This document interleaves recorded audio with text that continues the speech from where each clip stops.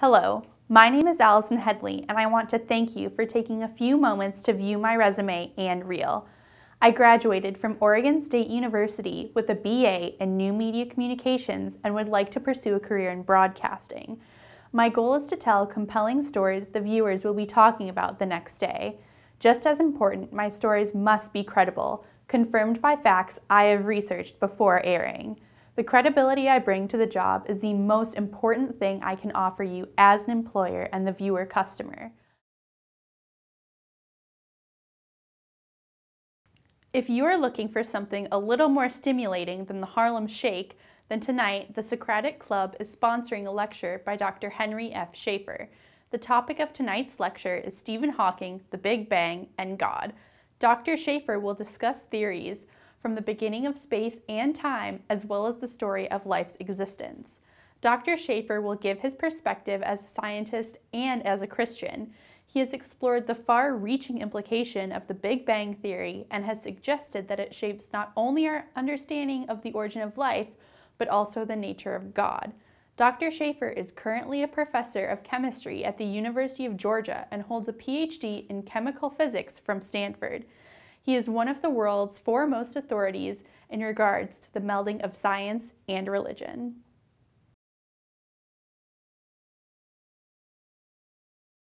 I've read the book, I've seen the 1974 film, and I've been waiting for a year to see the newest adaptation of F. Scott Fitzgerald's classic, The Great Gatsby. The actors were beautiful, the clothing was fantastic, the sets were overly lavish, and the music rocked with a combo of hot jazz and updates from Jay-Z and Lana Del Rey. Unfortunately, I can only say the film should be called The Good Gatsby. The stagecraft and music should be backdrops supporting the actors. In this case, they propped them up. I could easily say the sets were full, but the clothes were empty. As I sat through the movie, I was struck by the fact that I had seen this Baz Luhrmann film before. Too bad those other times it was called Romeo and Juliet, Moulin Rouge, and a little bit of Australia. Gatsby seemed like a sequel of these earlier efforts. Luhrmann's look is like a dream. Unfortunately, his film just made me sleepy. Lastly, I believe Robert Redford is the iconic movie Gatsby. DiCaprio doesn't wear the role well, his lines seem forced, and he looks uncomfortable from start to finish. Real-life friend and sidekick in the movie, Tobey Maguire's Nick Carraway, couldn't even save him. Maybe he should have called Spider-Man. On the Headley scale of 1 to 10, 10 being the best, I give The Great Gatsby a 6.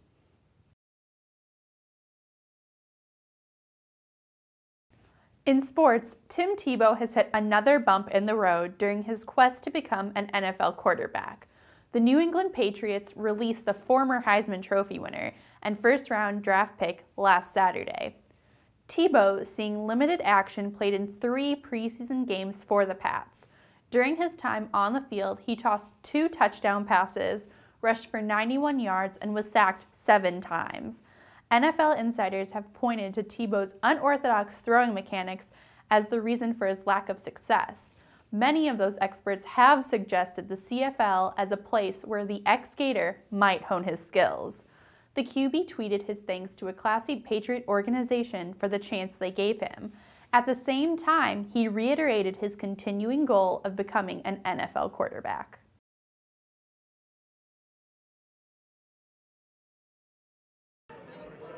Soul food. It brings communities together.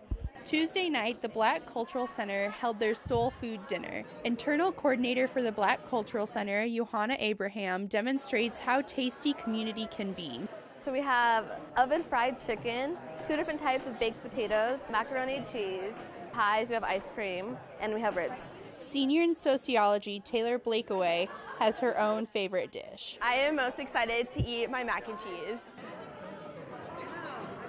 External coordinator Anderson DuBois held a large part in putting together the night's events. We want to teach our community a little bit more about our culture, as well as create a really nice, safe, homely space for our students. And students took away more than just a full stomach. Keynote speaker Councilwoman Cheryl Thomas spoke on the significance of soul food as a whole. Soul food is from the heart. The spirit of the food served as a vehicle for people of all races to come together around one plate. This has been Allison Headley for the Beaver News.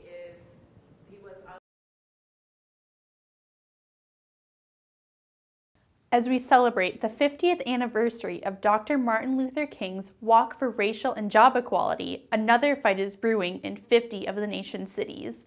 Workers in the fast food industry are striking for a wage increase to $15 an hour. Many are paid the federal minimum wage of $7.25 with an average that is less than $9. 13% of the industry's workers need food stamps to survive. This is no longer an industry made up of seasonal help and teenagers. Since the recession, adults fill 1 in 4 fast food jobs. Several states are planning to address their minimum wages in the coming year. Polls show 80% of Americans support a raise in the wage, with 60% of those being polled Republicans. 3 of 5 jobs created in the United States are low-wage positions of $15 an hour or less. Tens of millions of the people filling these jobs have some college or are college graduates.